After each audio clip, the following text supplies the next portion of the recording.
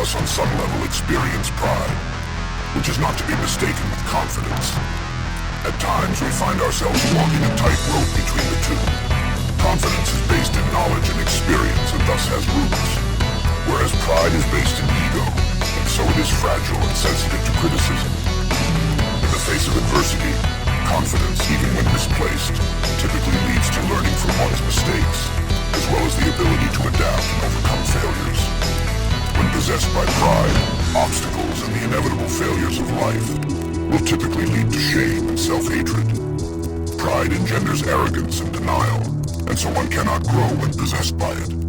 Bruce Lee once said, "Showing off is a fool's idea of glory." And it is not hard to see how many of us have prideful positions and attitudes. Many times this stems from insecurity, and since these feelings are negative, many repress them unconsciously, and will carry themselves in a polar manner in spite of their true feelings. The mistake lies in the individual assessment of reward. A confident and reasonable person will see that the rewards they receive from work and behavior are for their actions. A prideful person assumes that it is me being rewarded, so instead of seeing the value of hard work, skills, and progression, a form of entitlement presents itself. And since it is based in ego, one desires further praise and admiration from others to uphold their self-image. A mature person will see the value in what they do in relation to their own morals, experiences, and values. They realize, like many great masters, that it is the value they seize from their work and effort, and not so much what others think of it, or the material rewards. The anthem of a prideful person is, "I have to live through others," whereas a mature and confident person says, "I have to live with myself." One does not have to look further than the net to see the abundant display of prideful opinions and positions. The far left and right positions of the political spectrum are rife with such attitudes, both of which are engaged in a war of spoils, with moral and ethical opinions being the source of their prideful dogma. All thoughts of racial, mental, or political superiority are merely pathetic attempts of the ego to take credit for something it did nothing to obtain. As I have said before, the ego does not achieve anything. It is an illusion, and an illusion cannot generate authentic choice or truth. It is merely a catalyst for chaos and misguided change. The ego serves a purpose, but like all purposes, it is meant to be transcended and overcome. I suggest you avoid prideful people. Their hubris is their Achilles tendon. You do not need to interfere, lest you become the subject of their inevitable derangement. Life will surely humble them in time.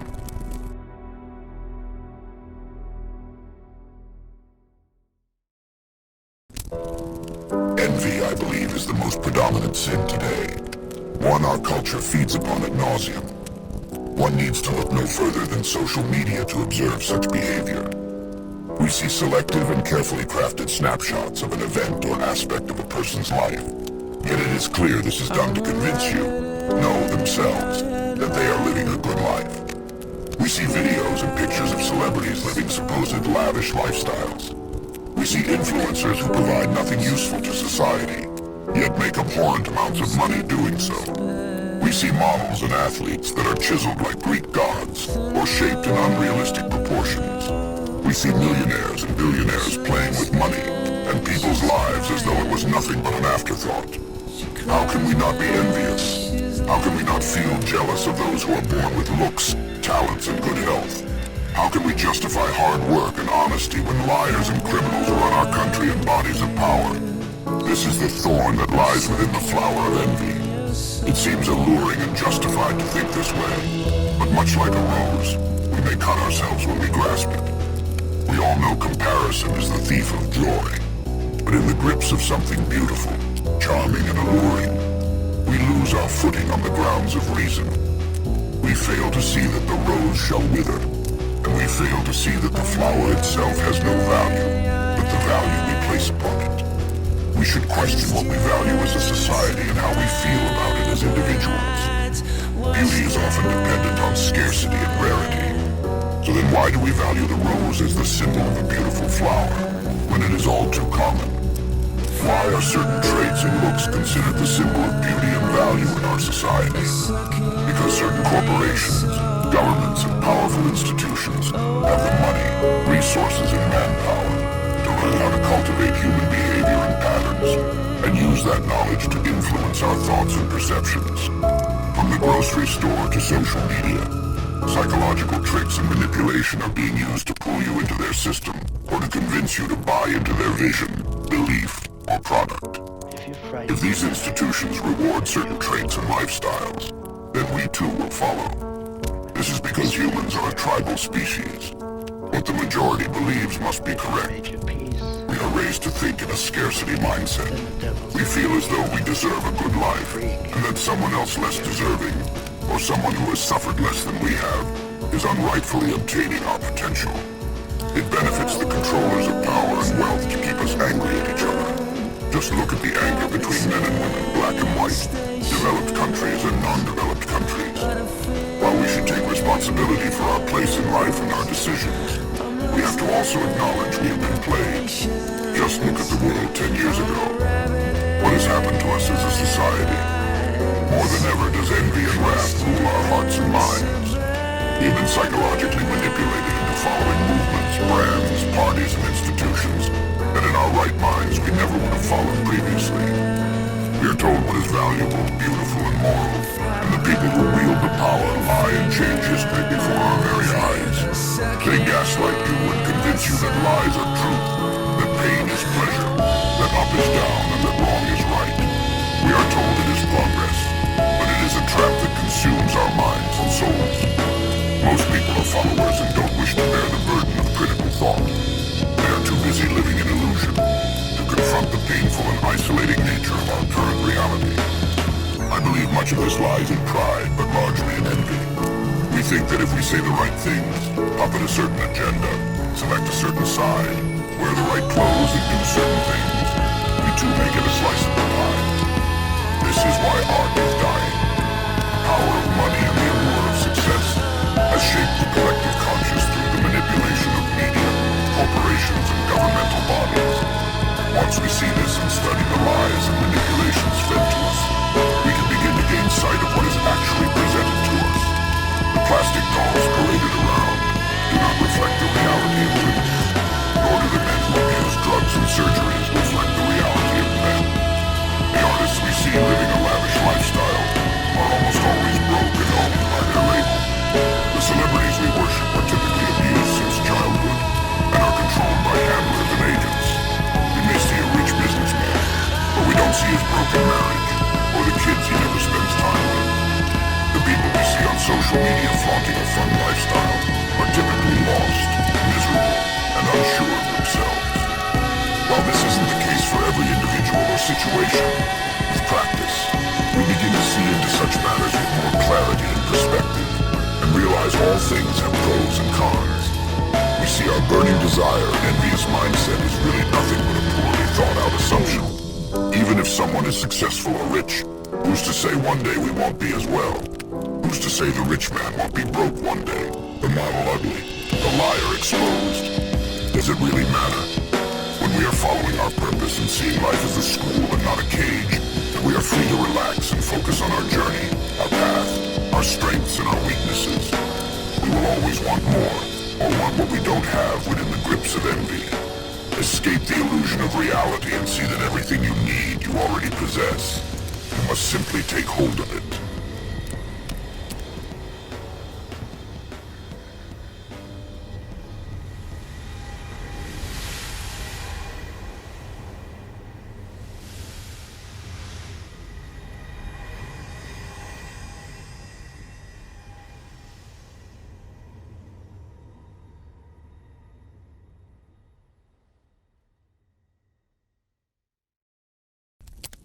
Like most deadly sins, they are typically symbiotic.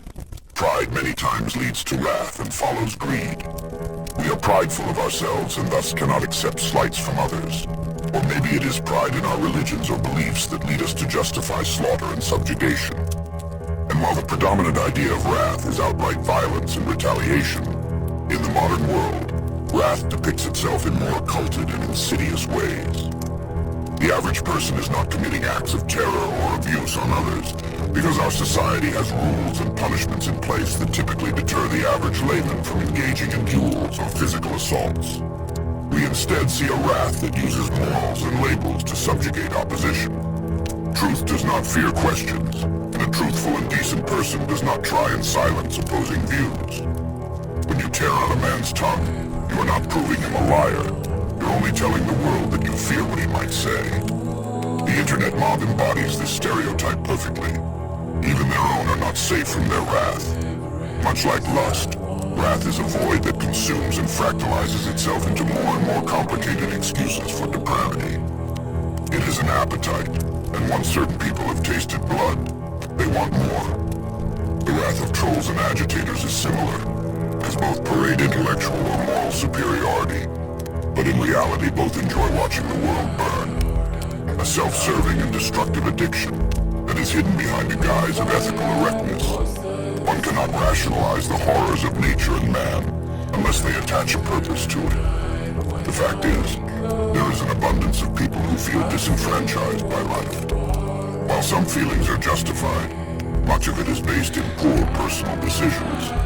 The need to feel morally right, coupled with the burning need for admiration and control, creates a deadly combination. One where the person gets to be the victim and the perpetrator. The consequences of the wrath they dish out is only further fuel to justify their oppression, and thus more retaliation. All people entangled in wrath are coming from a mindset of oppression. They feel insulted, attacked, threatened, or provoked in one way or another. It is unfortunate that well-meaning religions, political groups, or identities are infiltrated by those who see an opportunity for dominance and justification of hatred. Humans are quite good at deflecting internalized negative feelings towards others, and sadly, it is commonplace. Say the wrong thing, purchase services from the wrong people, dress the wrong way, make a bad joke and you may find yourself ruined, jobless and without help. A rational person can hardly see the point of this, other than the aim of oppression and personal gain.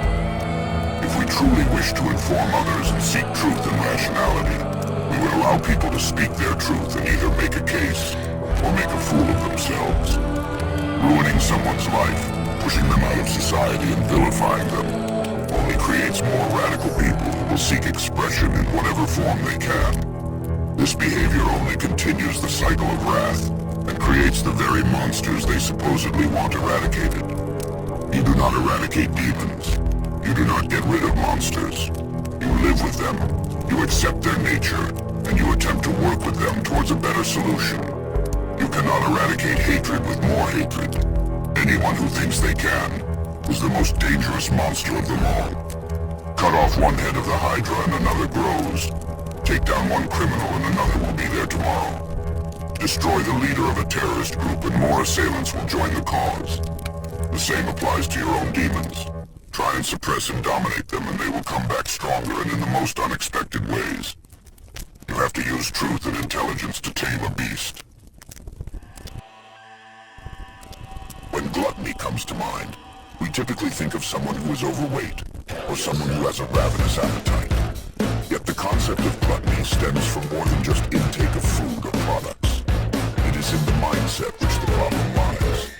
Gluttony shares many similarities to greed and lust, yet takes on a different aspect. Gluttony being defined as habitual greed or excess in eating.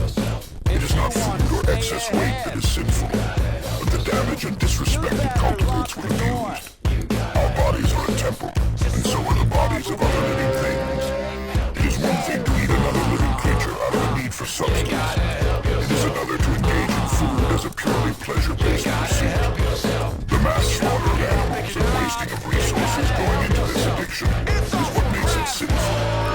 Even veganism results in the mass death of life, as crops need heavy amounts of pesticides, chemicals, wildlife management, and other means of crop preservation that destroy ecosystems and wild game. We take for granted the abundance we possess, and we waste resources that in another part of the world or time in history would be fought and paid for in blood. This is not meant to be a lecture on environmentalism or capitalistic society, but a perspective to have when engaging in excess. The natives used to harvest every part of the animal, and revered and respected the animals they hunted.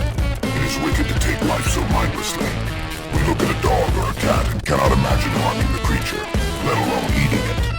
Yet day in and day out, 25 million animals are slaughtered daily to feed our addiction. The damage to our organs, bones, and stomachs are creating more and more suffering for individuals and the people around them. The burden it places on the healthcare system and the burden it places on society's standards is also something to consider. The mental space of someone who is bloodless is someone who fails to see the scope of their behaviors and is consumed in the common reality of the material world. It is poetic that life is engorging itself on their souls, consuming them in return. Because someone who is obsessed with physicality, material and excess, will eventually be consumed by the nature of their actions.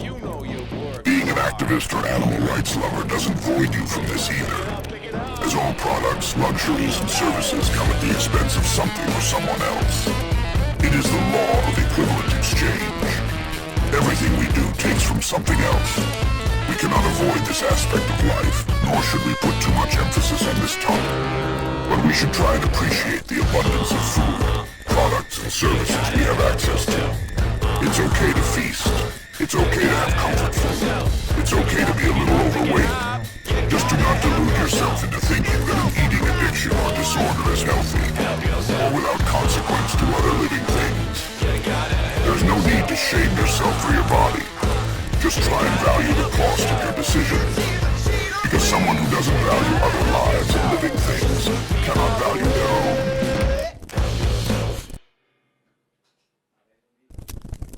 Much like gluttony, lust is an appetite as well, meaning it can never be permanently satisfied or fulfilled. It is an endless void that expands and consumes when left unchecked. Sexual motivation and energy is the secret to many great men's success. Just think of the amount of energy people put into sexual pursuits. Now think about how that energy might be applied towards something else. There is a reason a muse is needed for artists, and this is especially true for males. The generation and cultivation of sexual energy leads a man to courage, self-control, and strokes of genius. Do we ever ask why most lewd content on the net is free? Why is it so easily accessible and displayed? Profit, perhaps. But all coins have two sides. The aim, I believe, is not only the degradation of the family structure and gender relations, but the weakening of people's minds and creative capacity. Many religions and movements demonize and attach shame to sexuality, and I believe this too is harmful to our minds and motivations. But the allure of sexuality is even more harmful, as you rarely see people addicted to chastity, but many people addicted to sexual gratification. This sexual propaganda pushes us to see people as objects and less so divine beings. It creates inferiority complexes, impulsive behavior, and the development of addictive pathways.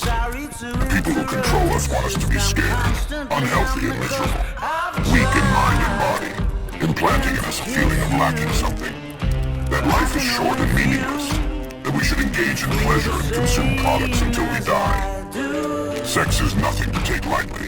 Being with partner after partner over time has proven to cause commitment issues in most people, and leads to overall dissatisfaction in future relationships. The illusions on the screen are not comparable to most real-life sexual encounters, and sadly many children and young people are seeing these scenes and fantasies as reality, as it is their first encounter with sexuality. Nothing is more alluring than sex, and sex sells for a reason. It is the single most powerful motivator on the planet. So is it any wonder why men and women feel more objectified?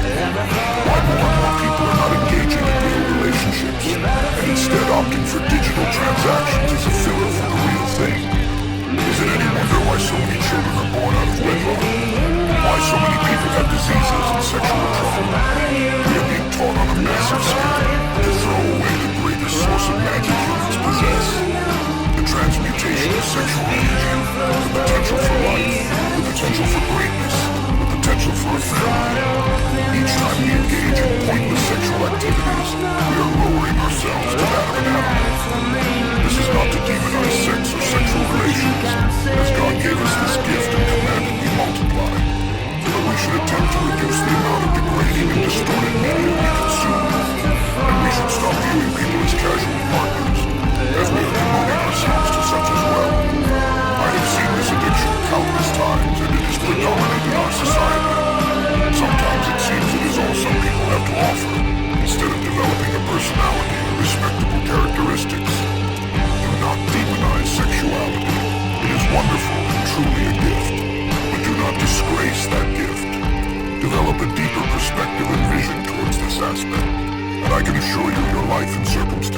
change for the better.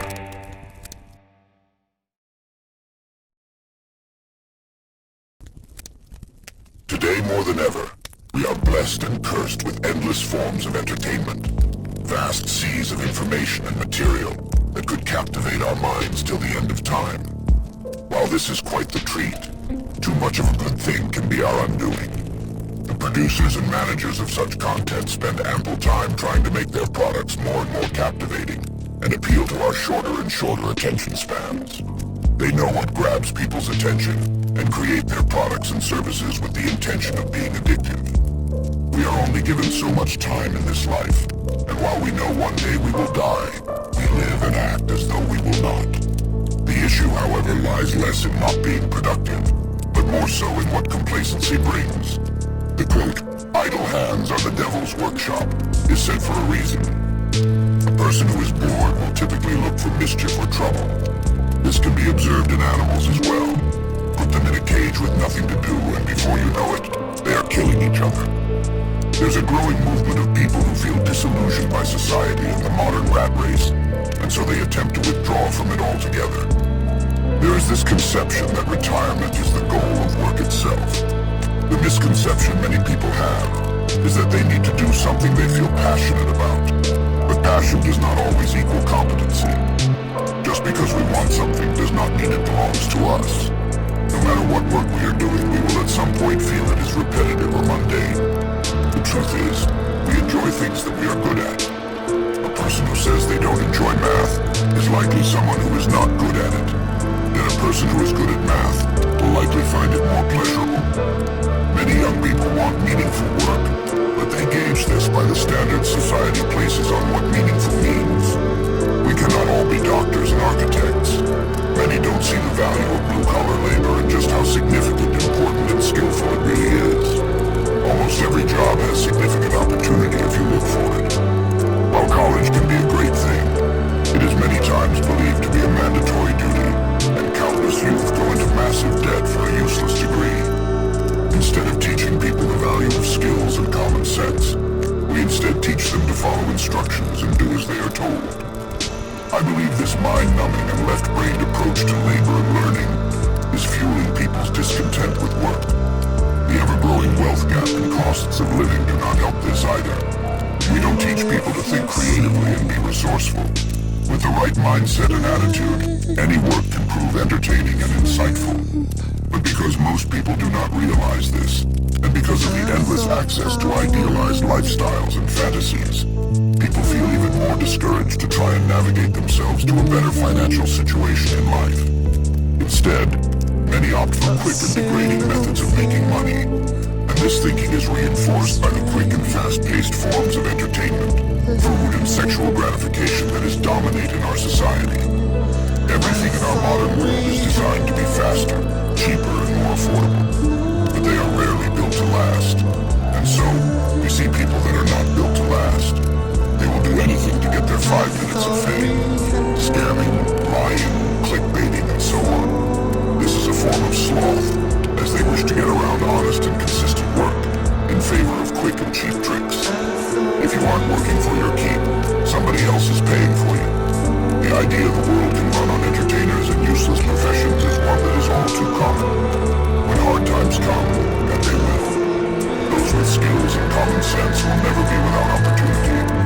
Those who took the easy way and wasted their youth and potential will be left derelict in a sea of misfortune. And this is the true danger of sloth. It is a slow death of the body and the soul. Someone right now is working to keep your lights on, your water clean, and your systems intact.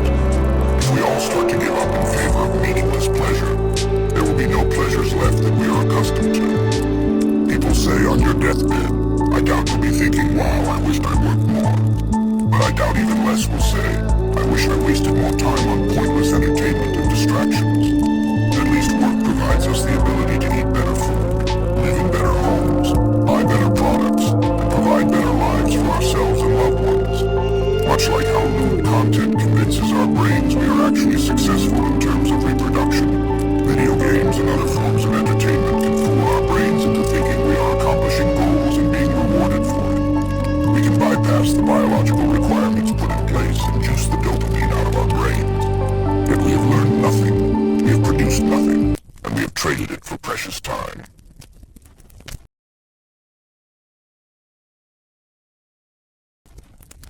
Much like the sins listed above, greed is rooted in our biology and subconscious currents. In the modern world, survival is much easier than ever before. Even a poor person in the first world has luxuries even kings did not in past times. We take for granted that the lights are on, that our water is clean, that we have laws and rules that work well enough to keep order, and that we have endless knowledge at the tips of our fingers.